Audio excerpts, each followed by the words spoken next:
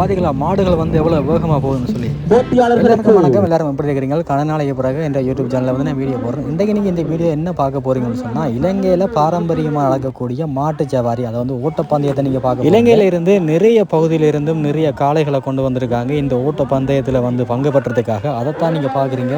அணிவகுப்பு மாதிரி உங்களுக்கு பார்க்க தெரியுதா? இந்த போட்டியில பங்கு பெற்றி வர முதலாவது காளைக்கு பரிசுகள் வந்து கொடுப்பாங்க. அது வந்து பரிசுன்னு சொல்ல முடியாது, ஒரு காளையோட உரிமையாளருக்கும் அது ஒரு கௌரவமா தான் பார்க்கப்படும். இந்தியாவில் ஜல்லிக்கட்டு எப்படி பாரம்பரியமான விளையாட்டோ அதே மாதிரி யாழ்ப்பாண தமிழர்களுக்கு இந்த மாட்டுச்சவாரி பந்தயம் வந்து ஒரு பாரம்பரியமான விளையாட்டா பார்க்கப்படும். நிறைய விளையாட்டுகளுக்கு ஃபேன் பேஸ் இருக்கிற மாதிரி இந்த மாட்டுச்சவாரி பந்தயத்தை பார்க்கறதுக்காகவும் ஒரு தனி ஃபேன் பேஸே இருக்குது. அதையும் நீங்க பார்க்க போறீங்க இந்த வீடியோல.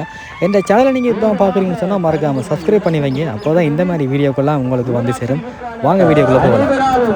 அழைக்கப்பட்டு அனைவரது உள்ளங்களிலும் எங்கள் மைந்தன் முத்துக்குமார் சிவபார பள்ளிகள் 12:30 மணி அளவில் நிறைவடைய உள்ளதனால் உங்களுடைய ஊனா பிரிவுக்கான இது வந்து பரிசு பொருட்கள். விளையாட்டுல முதலாவது வர காளைகளுக்கு வந்து பரிசு பொருட்கள் வந்து இங்க கொடுக்கப்படும்.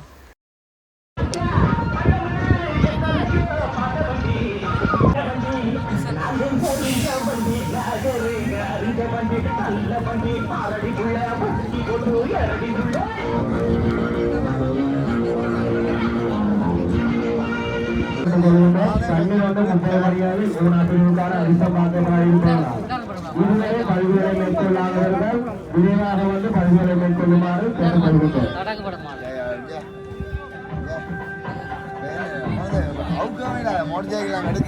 பார்த்தீங்களா, வேறு வேறு இடங்கள்ல இருந்து லொரிகள் மூலமாக மாடுகளை வந்து கொண்டு வராங்க. லொரியில் மாடுகள் மட்டும் வந்து வண்டில்கள் எல்லாமே கொண்டு வராங்க. அது இறக்குமதி செய்கிறதும் நாங்கள் பார்ப்போம் வாங்க.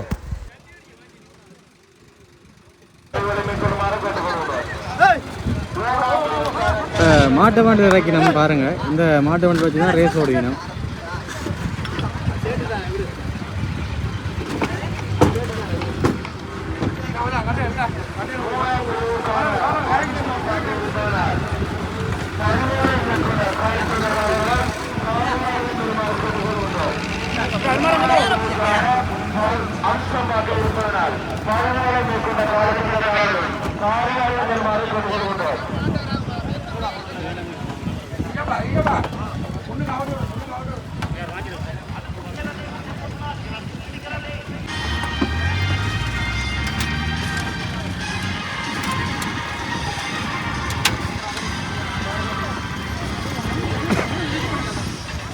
பார்த்தீங்கன்னு சொன்னால் பல இடங்கள்ல இருந்து இந்த பங்கு பெற்றதுக்காக வந்திருக்குது. அந்த நிலைகள் தான் நீங்கள் பார்த்துட்டு இருக்கிறீங்க. இப்போ நான் காட்ட போகிற இடத்துல வந்து ஓடுதளம், அதில் வந்து பந்தயம் நடக்கக்கூடிய. நீங்கள் இப்போ பார்க்குறது காளைகள் ஓடக்கூடிய ஓடுபாதையை வந்து பார்க்குறீங்க. ஓடுபாதை வந்து எப்படி இருக்குது பார்த்தீங்களா? இந்த ஓடுபாதை வந்து ஆரம்பிக்கக்கூடிய இடத்துக்கு தான் காளைகளை வந்து உரிமையாளர்கள் எல்லாருமே வந்து கொண்டு போய் கொண்டிருக்காங்க. பார்க்கவே பிரமிப்பாக இருக்கா?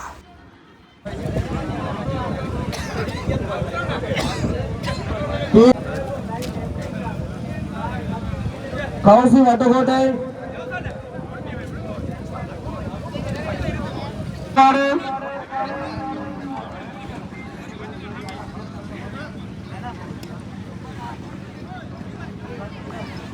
சிந்து வட்டக்கோட்டை ஊனா பிரிவு சிந்து வட்டக்கோட்டை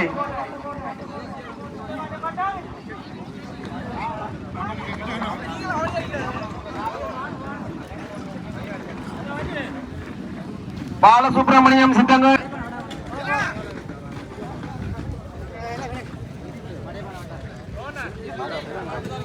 ஆரம்பிக்கும் முகமாக இயந்திரங்களை அன்போடு அழைத்திருக்கின்றோம்.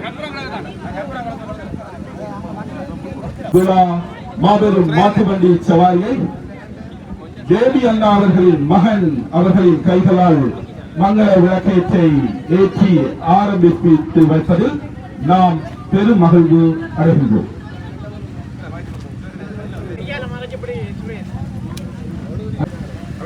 சிவபாலன் திருவரங்கன் அவர்கள் ஏற்றி வைத்த அந்த மங்கள விளக்கேற்றலுடன் அடுத்த மங்கள விளக்கேற்றை ஏற்றுவதற்காக எங்கள் தேவியின் சகோதரனான முத்துக்குமார் திருக்குமரன் வாசு அண்ணா அவர்களை அன்போடு அழைத்திருக்கின்றோம்.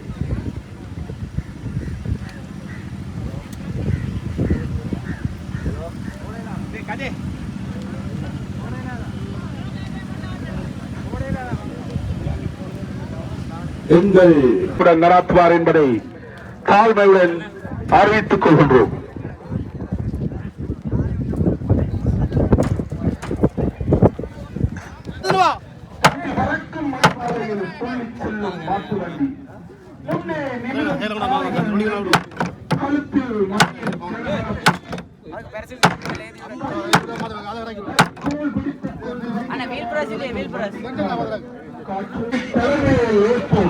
சிறியோர் தவறை தாயாய் மன்னித்து அரவணைப்பார். கல்வரை எடுக்கிய காவல்காரன் பந்தரை காட்டிட்ட கண்ணியக்காரன். அவன் காலத்தில் போதைக்கு வழியுமில்லை, ஓரிட்டு கும்பலில் வாள்களும் ஆடியதில்லை. எல்லை சாமியாய் ஊரை காத்தவன்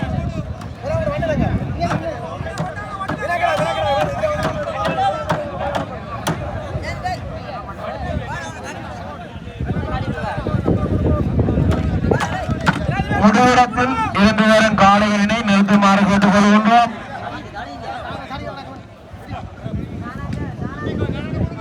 முடிவிடமாக இருப்பதனால் முடிவிடத்தில் இருந்து வரும் காளையினை நிறுத்துமாறு கேட்டுக்கொள்கின்றோம்.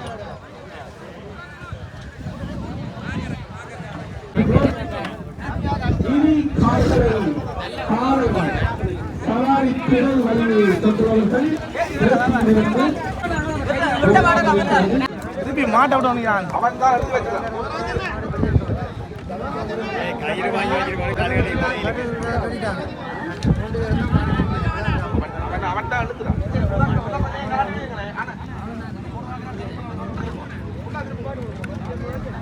அந்த வெள்ளை கொடியை கையில் வச்சுக்கிறவர் தான் கொடியை ஆட்டி வந்து செமிச்சை கொடுப்பாரு. அந்த செமிச்சைக்கு பிறகு தான் எல்லாரும் வந்து ஓடவே ஆரம்பிப்பாங்க.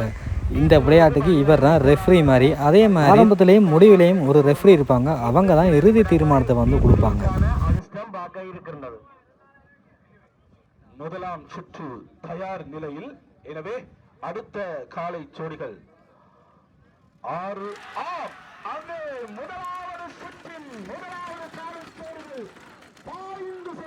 பிரிவின் அடுத்த வழித்தடத்திற்கு கொண்டு வருமாறு வேண்டியிருக்கின்றோம். மீண்டும் ஒரு முறை சுற்றின் 2வது சவாரி வழித்தடத்திற்கு வருமாறு 6ஆம் இலக்கம், 7ஆம் இலக்கம், 8ஆம் இலக்கம், 9ஆம் இலக்கம், 10ஆம் இலக்கம், 11ஆம் இலக்கம் என அடுத்த அங்கு நண்பர்களுடனோ போட்டியையோ நாம் நேரடியாக தொடர்பு கொண்டு அறிவிக்க முடியாத ஒழுங்கு ஒரு வரிசையில் இருந்து வருமாறு அழைக்கிறோம்.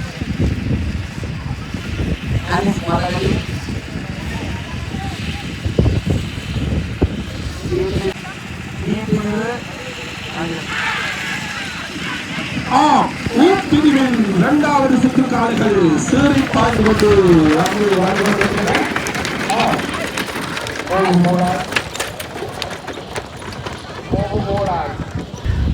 ஒரு காளைக்கு காலில் காயமாயிடுது. இனி வந்து இந்த காளையால் வந்து ஓட்டப்பந்தயத்தில் பங்கு பெற்ற முடியாது. அதனால அந்த காளையை வந்து நீ வெளியே அனுப்ப போகிறாங்க. அதான் நீங்கள் பார்க்குறீங்க. இப்போ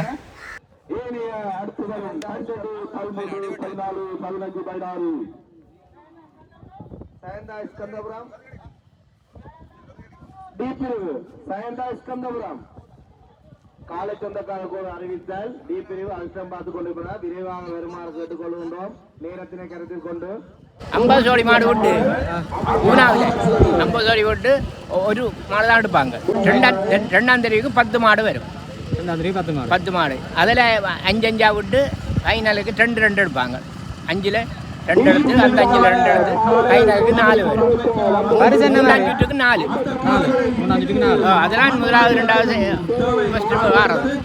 பரிசு தொகையில் என்ன மாதிரி? பரிசு தொகையில் என்ன மாதிரி? பரிசு தொகை சைக்கிள் நிற்கி எல்லாம் சைக்கிள் தான் நிற்கிது. எக்கச்சக்கமான சைக்கிள் நிற்கி.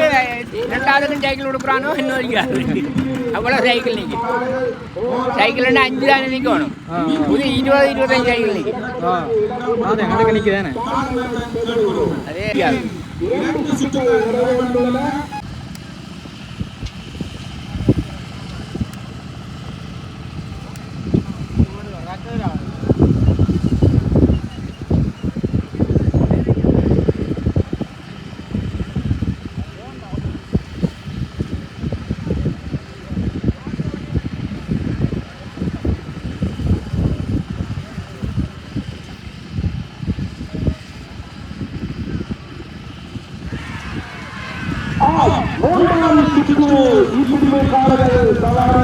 மாடுகளை சூழ் பாதுகாத்து கொண்டிருக்கின்றன.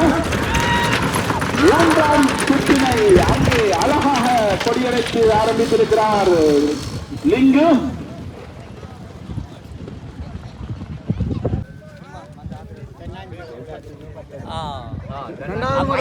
நாலு பேரை கொடுத்து அடுக்கும். ரெண்டாஞ்சத்துக்கு 10 இடம். அதான் மூணாஞ்சத்துக்கு 4 பேரை கொடுத்தா அடுக்கும். அவன் அந்த மாடலுக்கு ஏற்ற மாதிரி தான் விடுவான். அதான் 5 கொடுக்குறான், 4 கொடுத்து 5 கொடுக்குறான் மாடு கூட.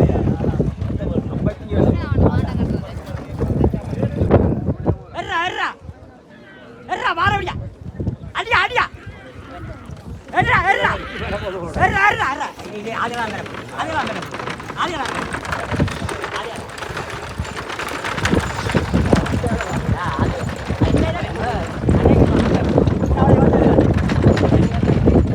பேபி அண்ணா அவர்களின் பொன் விழா பிறந்த நாள் நினைவு மாட்டு வண்டி சவாரி போட்டி 2026.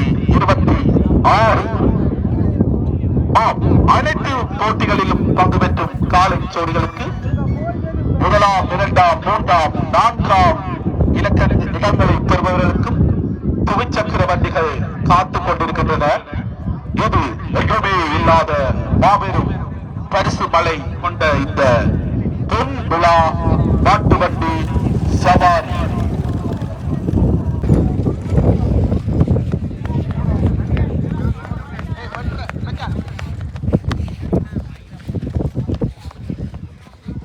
கால ஜோடிக்காரர்கள் காரியாலயத்துக்கு வருமாறு கேட்டுக்கொள்கின்றோம். சாரதி அசோக் அவர்களை உடனடியாக 29ஆம் கோட்டுக்கு வருமாறு வேண்டியிருக்கிறார்கள்.